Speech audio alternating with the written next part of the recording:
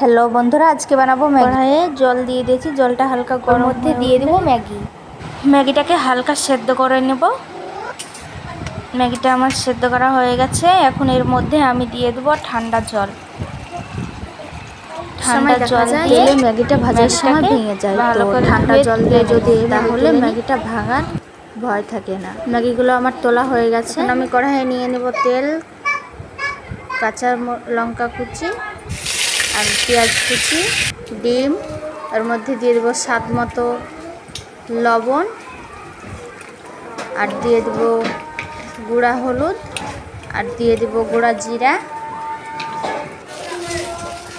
দিয়ে ভালো করে নাড়াচাড়া করব, ভালো করে ভেজে নেব।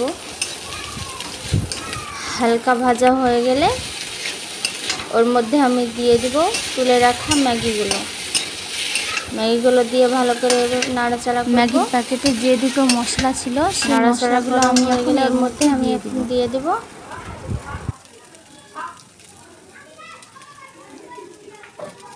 মশলা দুটো দেওয়া হয়ে গেলে এর মধ্যে আমি দিয়ে দেবো চিড়ে ভাজা। ম্যাগির টেস্টটা আরও বেশি ভালো হয়। এইভাবে দিয়ে আমি এখন ভালোভাবে নাড়বো, ভালোভাবে একটু নাড়াচাড়া করে ভেজে নেব। এভাবে ভেজে নিলে পারেই আমাদের সুস্বাদু টেস্টি ম্যাগি রেডি। যাদের বাচ্চারা ম্যাগি খেতে ভালোবাসে তারা বাড়িতে একবার বানিয়ে খেয়ে দেখবেন খুব ভালো লাগবে। যাদের ভিডিওটা ভালো লাগবে তারা ভিডিওটাতে লাইক, কমেন্ট আর বেশি বেশি করে শেয়ার করে দেবেন।